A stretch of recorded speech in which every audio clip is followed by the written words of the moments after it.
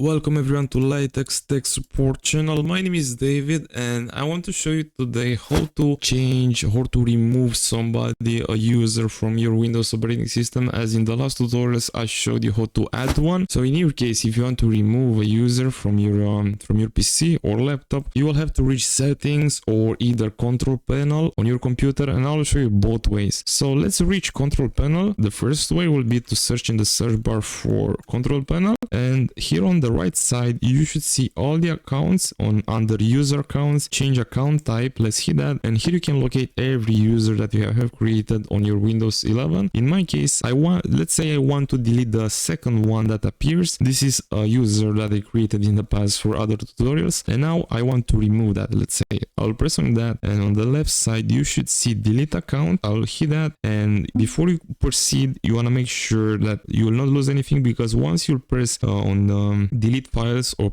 keep files, you don't want to make a mistake. So double check what you have inside your computer from that user, then you can proceed. You'll have to choose between deleting or keeping the files. So this is the first way how to delete a user. I don't want to proceed because I want to keep that user for further tutorials and guides. The second way how to delete a user from your Windows 11, if you can't access the control panel for some reasons, is to reach settings. So to reach the settings, just right click on Windows and just hit settings, and now on the left side you should see accounts. I'll hit that, and I'm logging on my main account right now. Let's scroll all the way down. I think it's under family if I remember right. No, it's not here. Other users, this should be the one. Yes, and I can locate the test2 user account. It's a local account.